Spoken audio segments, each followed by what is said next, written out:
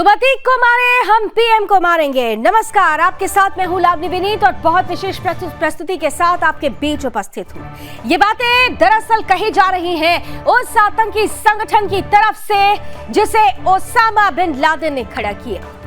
ये बातें कही जा रही है उस आतंकी संगठन की तरफ से जो दुनिया भर के लिए दहशत का पर्याय बन चुका है। जी हां, अल-कायदा। अब अतीक अशरफ वध में अल-कायदा की एंट्री हो चुकी है। अतीक जो कि अतीत बन चुका है, लेकिन सियासत के नाम पर देश के सियासतदान उसे जीवित रख रहे हैं। और अब तो हद हो गई है, क्योंकि एक आतंकी संगठन बीच में आकर कह रहा है कि वो अतीक और अशरफ की हत्या का बदला लेगा। अल-कायदा ने, खूंखार आतंकी संगठन अल-कायदा ने बाकायदा 7 पन्नों की एक मैगजीन जारी करते हुए कहा है कि अतीक और अशरफ शहीद थे, उनकी हत्या का बदला लिया जाएगा, मुसलमानों को आजाद कराया जाएगा और इसके लिए अगर वजीर आजम के दफ्तर तक भी जाना पड़े तो रुकेंगे नहीं। ऐसे में यह धमकी कितनी बड़ी चुनौती बन रही है देश के लिए, और खास तौर से सवाल खड़ा कर रही है उन सियासतदानों के लिए जो अतीक और अशरफ को शहीद का दर्जा देने की बात करते हैं, जो अतीक और अशरफ के वध को राजनीतिक चश्मे और धार्मिक चश्मे से देखते हैं। क्या वो अल-कायदा के इस धमकी का भी समर्थन करते हैं? ये हो गया बड़ा सवाल आज की चर्चा में। मेरे साथ कुछ ही देर में जुड़ेंगे आज के खास मेहमान, कराऊंगी उनसे आपका परिचय, लेकिन उससे पहले आज की ये महत्वपूर्ण टीजर रिपोर्ट।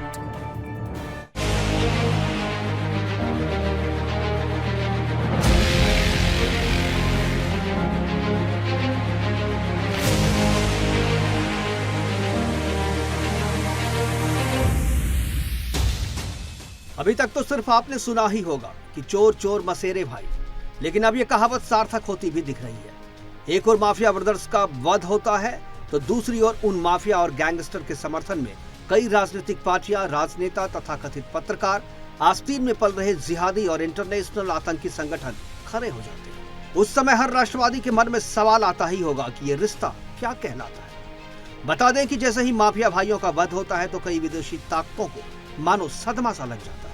अपनी खींच निकालने के लिए आतंकी संगठन अल-कायदा ने भारत से बदला तक लेने की धमकी दे डाली। 7 पेज की मैगजीन जारी करते हुए अल-कायदा ने अतीक और अशरफ को शहीद बताया। साथ ही लिखा कि मुस्लिमों को टीवी पर पुलिस के सामने गोली मारी जा रही है। इस मैगजीन में आतंकी संगठन ने कहा कि वो भारत से बदला लेकर रहेगा। इसके लिए चाहे भारत के वजीर आजम के दफ्तर को ही निशाना क्यों न लेना पड़े। आतंकी संगठन के अलावा देश के अलग अलग क्षेत्रों से इन माफियाओं और गैंगस्टर के समर्थन में विपक्षी नेताओं ने भी तारीफों के पुल बांधे हैं। किसी ने उसके लिए भारत रत्न की मांग की है तो किसी ने उसे शहीद का दर्जा देने की मांग करते हुए प्रधानमंत्री मोदी और मुख्यमंत्री योगी के खिलाफ जमकर नारेबाजी भी की है। लेकिन ये तो साफ है कि अतीक के मरने के बाद से देश के दुश्मन अपने अपने बिलों से बाहर आ चुके हैं। Bureau report, Sudarshan news.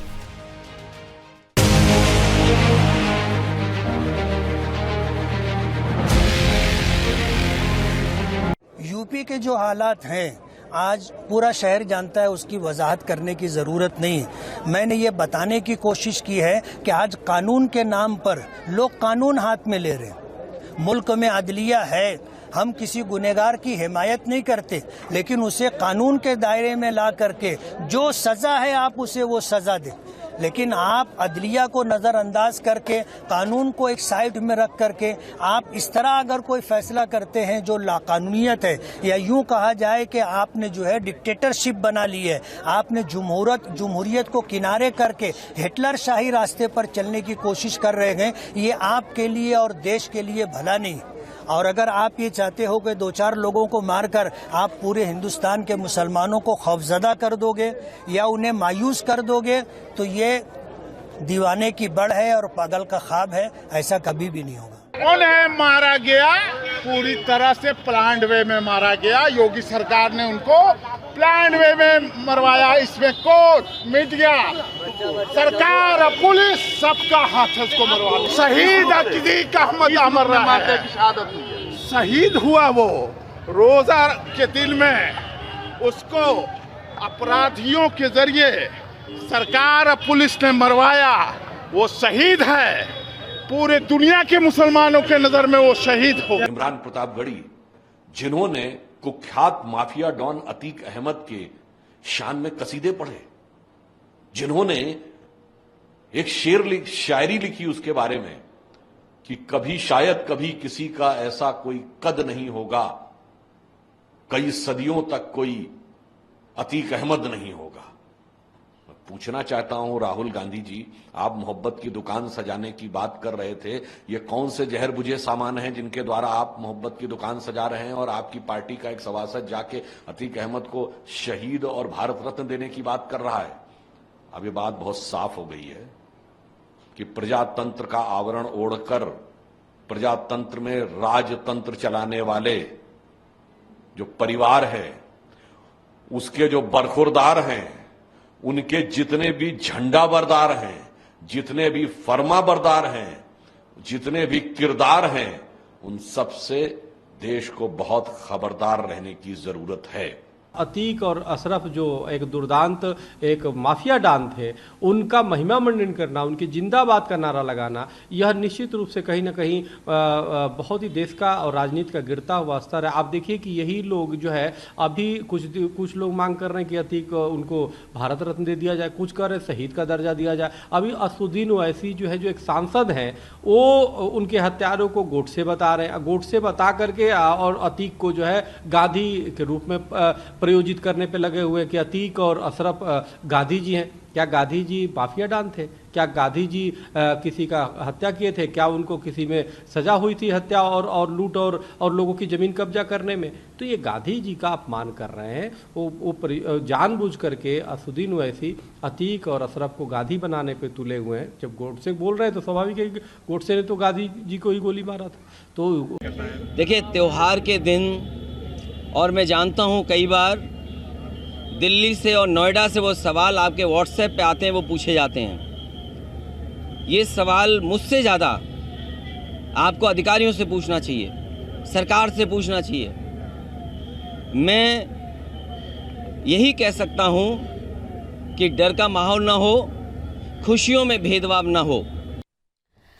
तो सियासत में अतीक जिंदा है और अतीक के वध को अब अलकायदा कह रहा है बदला लेगा। एक आतंकी संगठन का इस तरीके से अतीक और अशरफ अहमद को समर्थन देना उस बात को प्रमाणित करता है, तस्दीक करता है, मुहर लगाता है, जहां पर स्पष्ट रूप से पाकिस्तान स्पॉन्सर्ड टेररिज्म में अतीक और अशरफ के लिंक जुड़े हुए थे। ड्रोन के माध्यम से यहां पर हथियार आया करते थे। आज अलकायदा का यह समर्थन इस बात पर भी मुहर लगा रहा है। इसी पर करेंगे आज खुलकर बहस। हमारे साथ जो अतिथि आज के पैनल का हिस्सा बन रहे हैं, स्वागत करती हूं उनका। स्क्रीन पर लेकर आइए। भारतीय जनता पार्टी का पक्ष रखने के लिए हमारे साथ जुड़ चुके हैं रमाकांत मिश्र जी, बहुत बहुत स्वागत। समाजवादी पार्टी का पक्ष रखने के लिए मैं देख पा रही हूं विनय सिंह जी हमारे साथ है, बहुत बहुत स्वागत। हमारे साथ जाने माने पॉलिटिकल एक्सपर्ट अविनाश सिंह जी इस पैनल का हिस्सा है, बहुत स्वागत। और साथ ही साथ मुस्लिम स्कॉलर के रूप में हाजी नाजिम साहब भी हमारे साथ जुड़ चुके हैं, आपका भी बहुत बहुत स्वागत हाजी साहब। तो अतीक अशरफ वध में अब अलकायदा की एंट्री, अलकायदा की सीधी धमकी की बदला लिया जाएगा। ये कितनी बड़ी चुनौती है और इसको आधार अतीक को सियासत के रूप में जिंदा रखने वाले जो सियासतदान हैं, क्या वो दे रहे हैं? इन सभी इस प्रश्नों का जवाब देने के लिए अब सीधे चलते हैं अपने पैनलिस्ट के पास। और सबसे पहले आइए स्क्रीन पर ले आइए रमाकांत जी। एक बहुत बड़ा चैलेंज, एक बहुत बड़ी चुनौती। मुख्यमंत्री योगी आदित्यनाथ आज ही कह रहे थे, लाउड एंड क्लियर उन्होंने कहा कि कानून का राज स्थापित हो रहा है उत्तर प्रदेश में, लेकिन इसी कानून का राज के बीच में एक धमकी आती है, और धमकी भी ऐसी वैसी जगह से नहीं, खुखार आतंकी संगठन अलकायदा की तरफ से, कि बदला लिया जाएगा। देखिए लावली जी, यहाँ पर एक चीज जरूर स्पष्ट करना चाहूंगी, क्योंकि जिस तरह का माहौल ये घटना घटने के बाद जो विपक्षी पार्टियां ने बना करके दिया, आज देखिए इस तरह की परिस्थिति बनती क्यों है। ये हम बार बार जो हम देखते हैं, जो कि हर एक ऐसे इंसिडेंट के ऊपर में जब माहौल हम बना करके खुद ही देते हैं, जब हम देखते हैं जो कि जिन्ना को आदर्श मानने वाली पार्टियां, जो व्यक्ति है वो जिन्ना को आदर्श मानती है, तो इस तरह के माहौल पैदा होते हैं। अब एक चीज बताइए, आज अलकायदा का धमकी आया है, कल किसी और का धमकी आएगा। लेकिन एक चीज जरूर स्पष्ट करना चाहूंगा आपके चैनल के माध्यम से, जो कि धमकी किसी का भी आए, हमारी नीति स्पष्ट है। हम कानून का राज्य स्थापित करेंगे तो निश्चित करेंगे, ये हमारी कमिटमेंट है जनता के साथ और देश के साथ। हमने पहले भी 2014 में जब हम अब सत्ता में आए थे, उस समय में भी हमने देखा था जो कि किस तरह से हमने, चाहे वो पुलवामा का अटैक हो, चाहे हमने एयर स्ट्राइक किया, हमने चाहे सर्जिकल स्ट्राइक किया, हमारी नीति स्पष्ट थी। हमने किसी को आदर्श हमने जिसको बनाना है हम बना रहे हैं, जो वर्षों से चला आ रहा है, जो कि देश के जो स्वतंत्रता सेनानी है, देश के जो सेना है, ये हमारी आदर्श है। लेकिन कुछ ऐसी पार्टियां होती है, जो कुछ ऐसे व्यक्ति होते हैं जो जिन्ना को आदर्श मानते हैं। हमने देखा था जो पिछले विधानसभा चुनाव के अंदर में उत्तर प्रदेश के अंदर में ऐसी पार्टियां भी थी, ऐसे व्यक्ति थे, ऐसे पार्टी के नेता थे जिन्होंने जिन्ना को आदर्श मानने की कोशिश की। तो आज इस तरह स्थिति बिल्कुल स्पष्ट है। लेकिन भारत वो देश, ऐसा देश है, योगी जी जैसा मुख्यमंत्री, प्रधानमंत्री नरेंद्र मोदी जी जैसा, निश्चित तौर पर हमारी नीति पॉलिसी, हमारी नियत बिल्कुल स्पष्ट है। इसमें किसी का धमकी नहीं चलेगा और जो जिस कानून हाथ में लेगा उसका अंजाम बहुत ही बुरा होगा। ठीक है विनय जी, भारतीय जनता पार्टी की नीति बिल्कुल स्पष्ट है, क्लियर कर दिया रमा खान जी ने। लेकिन आज जिस तरीके से अलकायदा ने एंट्री की है, खुश तो हो रहे होंगे आप लोग, क्योंकि आप लोगों ने सबसे ज्यादा एनकाउंटर पर सवाल उठाए, सबसे ज्यादा इस वध को लेकर आप लोगों की तरफ से प्रतिक्रियाएं आई, और आज अलकायदा कह रहा है कि बदला लिया जाएगा। भारत देश इतना कमजोर नहीं है, अलकायदा जैसे कुछ संगठनों के आगे भारत डर जाए। लेकिन जो अभी हमारे मित्र बीजेपी के प्रवक्ता कह रहे थे सेना को हम आदर्श मानते हैं, यही मैं जानना चाहता हूं। अभी सतपाल मलिक ने जो बयान दिया है, और अगर वह 5-5 जगह के राज्यपाल रहे हैं, भाजपा के ही वो राज्यपाल रहे हैं, उन्होंने जो बयान दिया विनय जी, वो क्या दिया है?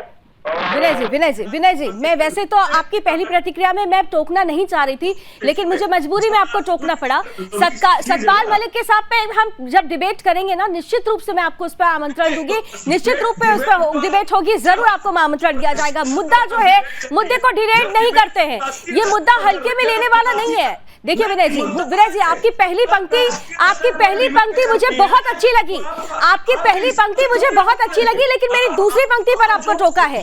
अलकायदा की इस धमकी को आपने कहा कि ऐसे छोटे मोटे लोगों की धमकी को हम नहीं मानते, भारत इतना कमजोर नहीं है, आपकी बात बहुत अच्छी लगी मुझे। लेकिन अलकायदा की ये धमकी आई ही क्यों? अलकायदा भारत के मसले में बोलता है, इसका मतलब क्या निकाला जाए? विनय जी सुन लीजिए जी, बोलिए। रट्टू तोता बीजेपी की होगी। नहीं, रट्टू तोता ये आपको लगता है, आप गलतफहमी पालकर रखिए, मुझे कोई फर्क नहीं पड़ता, आप अलकायदा पर बोलिए। मैंने कहा आप अलकायदा पर बोलिए।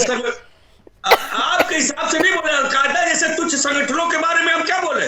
अलकायदा की औकात है कि हिंदुस्तान की तरफ आंख उठा करके देखेगा। इतना देश हमारा कमजोर है।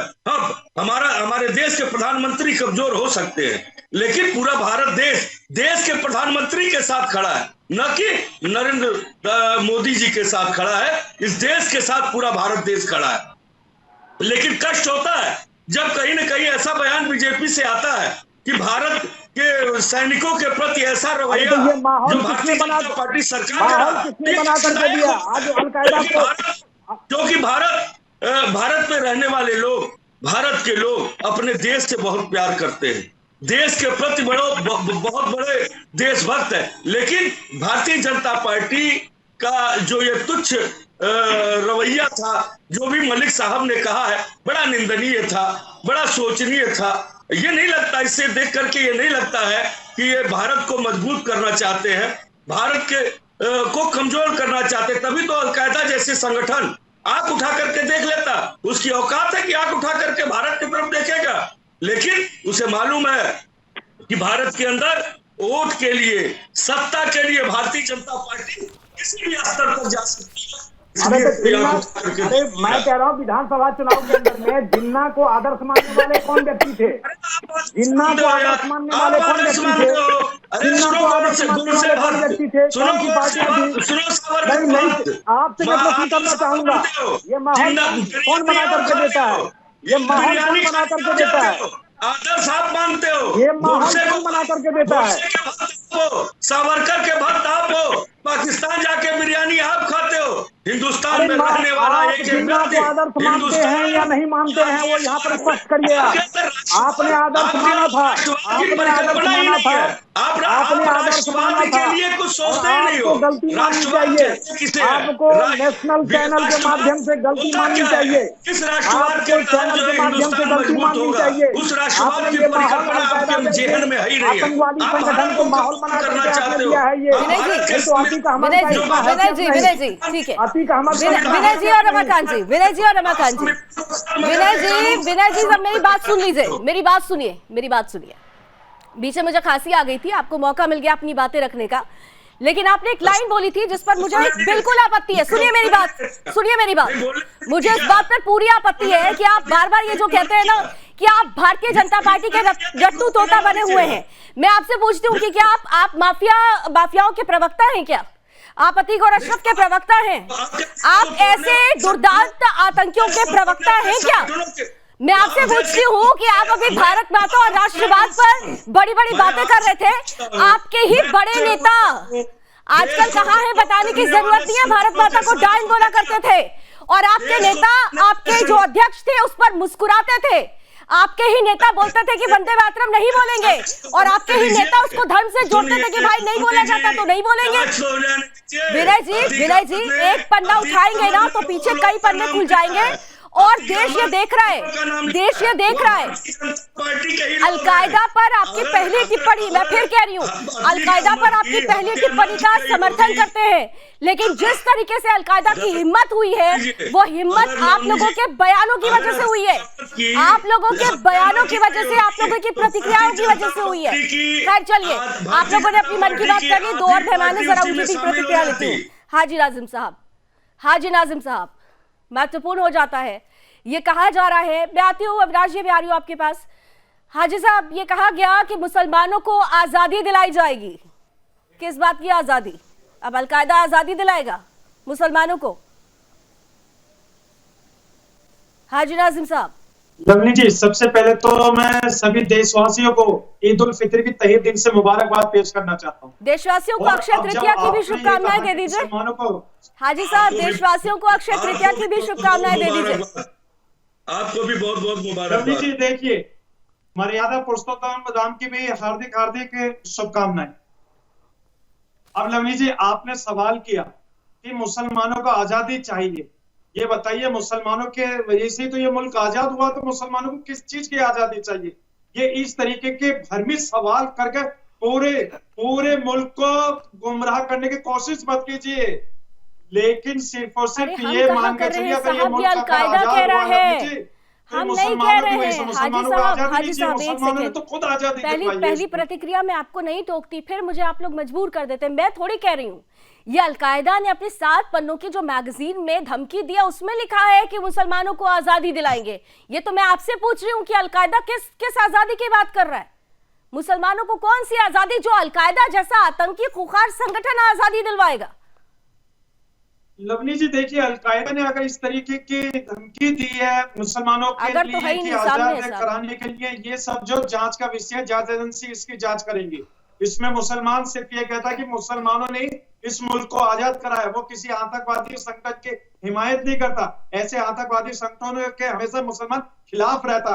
और रही बात जो हमारे रमाकांत जी ने कही थी, रमाकांत जी ने कहा था कि जिन्ना के बारे में, ये बताइए जिन्ना की चादर पे तो आप जाते हैं, दरगाह पे जाकर चादर चढ़ाते हैं, और बिरयानी तो आप ठीक है, इसका जवाब रमाकांत जी देंगे। लेकिन आपने कहा कि अलकायदा का समर्थन नहीं करता कोई भी मुसलमान, लेकिन किसी भी मुसलमान ने अलकायदा की इस धमकी को लेकर किसी तरीके का कोई ट्वीट नहीं किया, किसी तरीके की कोई प्रतिक्रिया नहीं आई। यहाँ तो अतीक और अशरफ को शहीद बताया जा रहा है। आप अतीक अहमद को अभी भी आदर्श मानते हैं, एक शब्द बोलते तो सही, एक शब्द उसके विरुद्ध तो बोलते, एक शब्द उसके विरुद्ध तो बोलते, लेकिन आपकी हिम्मत नहीं है, आपकी हिम्मत नहीं है जो कि आप उसके विरुद्ध में एक शब्द बोले। आपकी हिम्मत नहीं है, आप लोगों की हिम्मत नहीं है। जिन्ना को आदर्श मानने वालों को उसके विरुद्ध बोलने के लिए आप लोगों की हिम्मत नहीं है, हिम्मत नहीं है। हमारे अंदर वो हिम्मत है, हमारे अंदर वो हिम्मत है। एक की तरफ कोई आंख उठा करके देखेगा, एक की तरफ आंख उठा करके देखा, उसकी आंख उसका आंख निकाल लिया जाएगा। मैं बताता हूँ आपको, अतीक अहमद एक आतंकवादी था, अतीक अहमद एक माफिया था, अतीक अहमद एक माफिया था, अतीक अहमद एक माफिया था, और माफिया को उसके अंजाम तक पहुंचाया गया। ठीक है, आप कानून व्यवस्था के ऊपर में आप बात कर सकते हैं, लेकिन आतिक अहमद एक आतंकवादी था और उसको मारा गया। उसका बेटा आतंकवादी था, उसका बेटा आतंकवादी था, उसका बेटा माफिया था, चादर नहीं चढ़ाते तो बिरयानी उसका बेटा भी माफिया था। अरे माफियाओं को आप संरक्षण देंगे, राजनीतिक संरक्षण देता था, उसके विरुद्ध में एक शब्द बोलने की हिम्मत है आपको? आपको हिम्मत है? एक शब्द बोलने की हिम्मत है आपको? लेकिन एक शब्द बोलने की हिम्मत नहीं होगी आपकी। रमाकांत जी एक सेकंड, रमाकांत जी प्लीज एक सेकंड। हाजी नाजिम साहब एक सेकंड, मेरी बात सुनिए, मेरी बात सुनिए, मेरी बात सुनिए। अरे हाजी नाजिम साहब मेरी बात सुनिए, गुमराह कौन कर रहा है? लावनी एक शब्द नहीं इनको बोलने की हिम्मत है अतीक अहमद के खिलाफ या अतीक अहमद को आदर्श मानने के खिलाफ। एक शब्द की हिम्मत नहीं है इनको। चैनलों के माध्यम से बोलने की कोशिश करते हैं, एक शब्द नहीं बोलने की हिम्मत है। आज आतंकवादियों की संरक्षण करने की बात कर रहे हैं, माफियाओं को राजनीतिक संरक्षण देने की बात कर रहे हैं। आप सब एक साथ बोलेंगे तो मुझे नहीं लगता कि हमारे बहुत सारे दर्शक हैं, क्योंकि बाद में हमारे पास प्रतिक्रियाएं आती हैं तो लोग ये कहते हैं कि आप लोग एक साथ बोलते हैं इसलिए किसी की बात समझ में नहीं आती। आरोप प्रत्यारोप लगाइए लेकिन समय दीजिए एक दूसरे को। सबसे महत्वपूर्ण, हाजी नाजिम साहब बहुत इंपॉर्टेंट प्रश्न, और फिर अविनाश जी बहुत जल्दी से आपके पास आ रही हूं। आप इतनी देर से भारतीय जनता पार्टी पर आरोप लगा रहे हैं, लगाइए, आप खुलकर आरोप लगाइए। मेरा प्रश्न सीधे सीधे है, अलकायदा की आज की एंट्री जिस तरह से हुई है, धमकी देता है एक आतंकी संगठन, अतीक और अशरफ के वध पर, अतीक और अशरफ आपकी नजर में क्या थे? हाजी नाजिम, आपकी नजर में अतीक और अशरफ क्या थे? लवली जी, अतीक और अशरफ मेरी नजर में भारतीय है। उनका जो जिस तरीके से आप ये कह रहे हैं ना कि अलकायदा ने उनको समर्थन दिया, अरे हमारी जांच एजेंसी भी तो है, जांच एजेंसी जांच करेंगी ना इस विषय में कि उन्होंने किस तरीके से अतीक और अशरफ क्या थे। आपने बता दिया भारतीय थे, लेकिन वो क्या थे, क्या काम था उनका, कहां से लिंक निकला था उनका? आपको बता दिया, वो विधायक भी थे, वो सांसद भी थे, अच्छा, इलाहाबाद की जनता थी, उनके दिलों में माफिया थे, वो नहीं नजर आया। पूरा देश जानता है पाकिस्तान समर्थित जो आतंकवाद है उनसे कनेक्शन निकल रहा है, वो समझ में नहीं आया। वो सांसद थे, विधायक थे, सेलेक्टिव होके बोल दिया। 100 से ज्यादा केसेस, आपराधिक केसेस लगे हुए थे, ये नहीं दिखाई दिया, ये नहीं दिखाई दिया कि हत्याकांड में किस तरीके से शामिल थे, ये नजर नहीं आया। उमेश पाल को मरवाया, राजू पाल को मरवाया, संदीप निषाद उसकी वजह से मर गए, राकेंद्र सिंह की हत्या कर दी, ये नजर नहीं आया। खुलेआम खुलेंगे सब देख रहे हैं, वो मुसलमान भी देख रहे हैं जो खुद अतीक और अशरफ के सताए हुए थे। आप कितने मुसलमानों के पैरोकार बनते हैं, कितने उनके हिमायती हैं, आज वो मुसलमान भी देख रहे होंगे जो अतीक के सताए हुए थे। अब राजी, अब आपके पास आते हुए देखिए, राजनीति खूब हो रही है, हाजी साहब भी अपनी सेलेक्टिव कमेंट्स दे रहे हैं, लेकिन इन सब के बीच में ये हल्के में लेने वाली बात नहीं है, ये बिल्कुल हल्के में नहीं ली जा सकती है कि एक आतंकी संगठन सामने आता है और भारत की संप्रभुता पर सीधे सीधे ये चैलेंज किया गया है। ये बहुत बड़ी बात है। अविनाश जी। लावली जी, अतीक और उसके भाई के बारे में जितना भी ये देश ने जाना है, हम ये भी जानते हैं कि इनके अंतर्राष्ट्रीय जो भी संगठन है, जैसे अलकायदा है, लश्कर ए तोयबा है और अलकायदा है, इनसे इनके संबंध रहे हैं, गहरे संबंध रहे हैं। संभवतः यूपी में कुछ ऐसी पार्टियां भी होंगी जिनके तरफ से ये एमएलए एमपी का इलेक्शन लड़ते थे, जो उनकी भी कोई संबंध की ऐसी भी जिक्र होंगी। तो ये तो मामला बहुत गंभीर भी है और ये बहुत आम भी है। पर मैं एक मूल बात पे जाना चाहता हूँ। मैं पहली दफा और शायद आखिरी दफा मैं एआईएम के जो मुखिया है असदुद्दीन ओवैसी, उनके साथ में एग्री करके बोलूंगा कि वाकई में ये नाथूराम गॉडसे हैं और वो गांधी हैं। क्योंकि अब वो गांधी हैं कि नहीं ये पता नहीं, क्योंकि वहां धर्म बदलेगा तो उस पर बिगड़ जाएंगे ये, पर ये नाथूराम गॉडसे तो है। क्योंकि कहीं भी अगर अतिवादी होगी तो गॉडसे पैदा होगा, अगर अतिवादी अतीक अहमद पैदा होगा, अगर अतिवादी उसका भाई पैदा होगा, या अतिवादी कोई नेता पैदा होगा। आपने देखा है इंदिरा गांधी का भी इसी तरह से मौत हुआ, इसी तरह से राजीव गांधी का मौत हुआ। वो इसको जस्टिफाई नहीं करता है, पर यही सनातन धर्म है, इसी से नए चीजें पैदा लेती है, रिफॉर्म भी आता है और पुराने चीजों का अंत होता है। डेमोक्रेटिक कंट्री में ऐसा नहीं होना चाहिए। पर क्या इस देश के मुसलमान गौरवान्वित महसूस कर रहे हैं? भाई ये काजी क्या गौरवान्वित महसूस कर रहा है अतीक का नाम ले लेके? ये जान के उसको खुशी मिल रही है कि अतीक मुसलमान था। जिस दिन अतीक ने पहला कुकर्म किया था उसी दिन वो धर्म से बाहर हो गया था। और ये कह रहे हैं अलकायदा, भाई अलकायदा का मेंबर कौन है? सारे ही मुसलमान है। वहां कोई बुद्ध धर्म का तो कोई है नहीं, वहां कोई हिंदू धर्म का तो है नहीं, वहां सारे के सारे मुसलमान है। तो एक मुसलमान के मरने पे दूसरा मुसलमान देश या दूसरा मुसलमान मनुष्य, चाहे किसी भी देश का हो, वो उसको समर्थन करेगा ही, क्योंकि इनके धर्म में अतिवाद सिखाया जाता है। और इस अतिवाद का अंत शुरू हो चुका है। जी ये गलत तथ्य पेश कर रहे हैं। मेरे धर्म के अंदर क्या सिखाया जाता है? मेरे धर्म के अंदर क्या सिखाया जाता है? ये किस तरीके की बात कर रहे हैं आप? का मतलब है, अरे ये बताइए, मेरे मुस्लिम धर्म के अंदर कभी इस चीज की इजाजत दी जाती है? मेरा धर्म कभी नहीं बताता। आप गलत तथ्य पेश कर रहे हैं। आप मुस्लिम समाज की जो छवि है उसको धूमिल करने की कोशिश कर रहे हैं। आप राजनीतिक विश्लेषक हो गए, मुसलमान की छवि धूमिल करना चाहते हैं। इस तरीके के तथ्य आप न रखें। ये बताइए, मुसलमानों की वजह से भारत को जो आजादी मिली है उसको आप क्या कहेंगे? अरे मुसलमानों की वजह से इस मुल्क को जो आजादी मिली है उसके बारे में तो बोलिए। लेकिन आपने जो मुसलमानों की छवि जो है ना एक आतंकवादी संगठन के द्वारा एक दिखाई है, बिल्कुल गलत है। मैं आपकी इन बातों की कड़ी निंदा करता हूँ। और आपने जो ये कहा है मुसलमानों के बारे में बिल्कुल गलत कहा है। आपको माफी मांगनी चाहिए इस तरीके की बातें करते। भारत का मुसलमान देश का वफादार है, देश प्रेमी है। आपने जो मुसलमानों को कहा कि भारत माता की जय बोलने से कतराते हैं, वंदे मातरम कहने से कतराते हैं, और क्या वफादारी की आप बात करते हैं। चलिए महत्वपूर्ण ये है कि एक आतंकी संगठन अगर सीधे तौर पर भारत को धमकी देता है, भारत के प्रधानमंत्री को धमकी देता है, तो ये धमकी हम सभी के लिए है, क्योंकि हम अगर अपने आप को गर्व से भारतवासी कहते हैं तो ये धमकी हम सबके लिए, हमारी संप्रभुता पर ये धमकी है।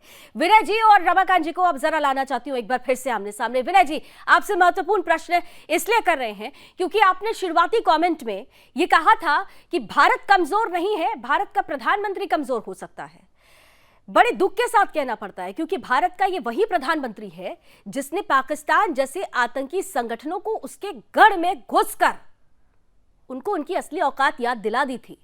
सर्जिकल स्ट्राइक पर आप सवाल उठाते रहे, लेकिन देश का हर एक बाशिंदा उस सर्जिकल स्ट्राइक के आगे, अपनी सेना के आगे नमन होता रहा।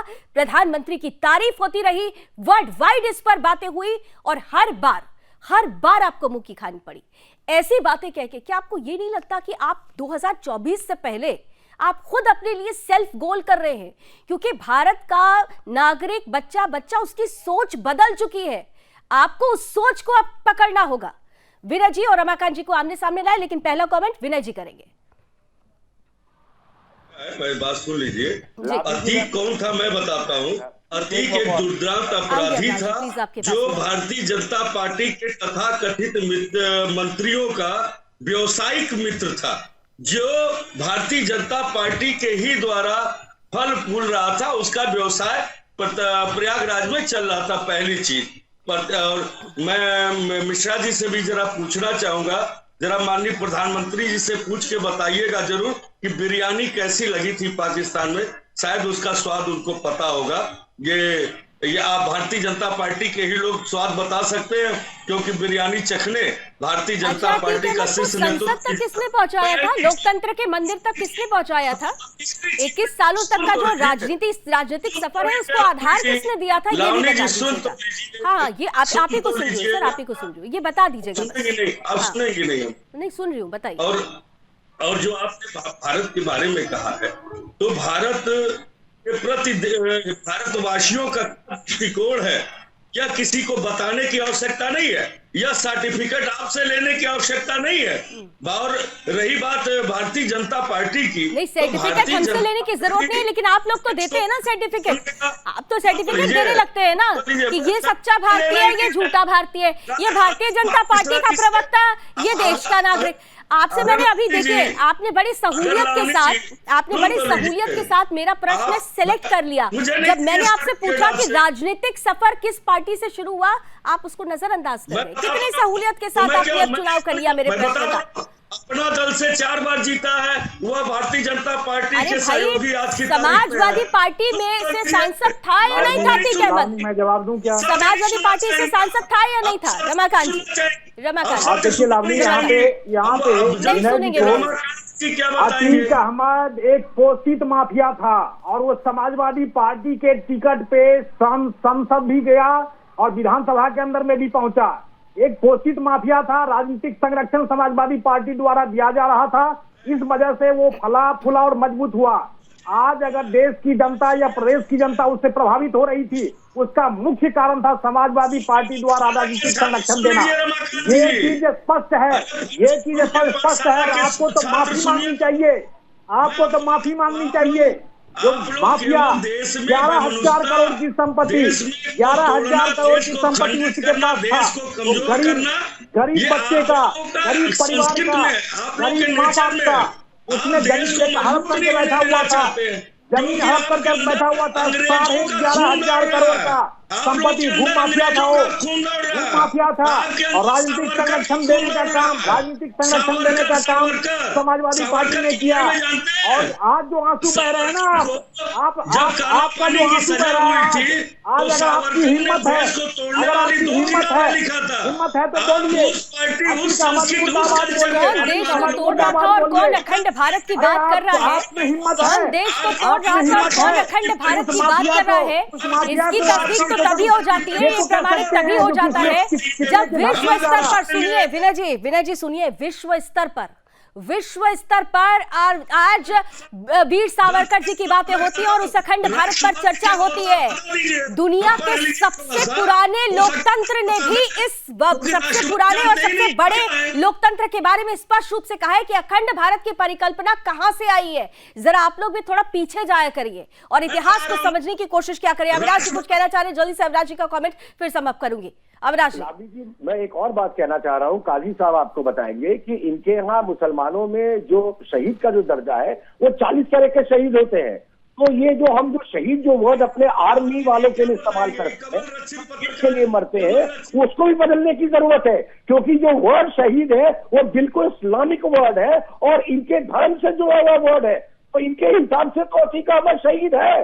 वो 40 जो तरह के जो शहीद होते हैं उनमें से एक तरह का शहीद है वो। तो आप ये मत मुगालते में रहिए कि हिंदुस्तान का मुसलमान कोई अलग सोच रखता है। ये काजी ने ये इंश्योर किया है कि बच्चे जितने भी इसके मदरसे में आते हैं, जो हर मदरसे में जाते हैं, वो यही सोच लेके आगे बढ़ते हैं। और इसीलिए भारत, तो हाजी साहब अगर यही सोच रहेगी तो फिर तो आगे अतीक पैदा होता रहेगा। चलिए समय की कुछ सीमाएं, इसलिए बीच में इंटरप्ट कर रही हूँ। थैंक यू सो मच आप सभी का हमारे साथ जुड़ने के लिए। लेकिन कुल मिलाकर जो भी परिस्थितियां बन रही हैं वो देश के लिए ठीक नहीं है, देश के लिए अच्छी नहीं है। अगर अलकायदा जैसा खूंखार आतंकी संगठन अतीक के मसले में बीच में आकर धमकी देता है भारत को, तो ये भारत के रहने वाले हर एक बाशिंदे के लिए बड़ी चुनौती है। आकलन जरूर करिएगा। अभी बस इतना ही। देश और दुनिया की तमाम खबरों के लिए आप जुड़े रहिए सुदर्शन न्यूज के साथ। जय हिंद।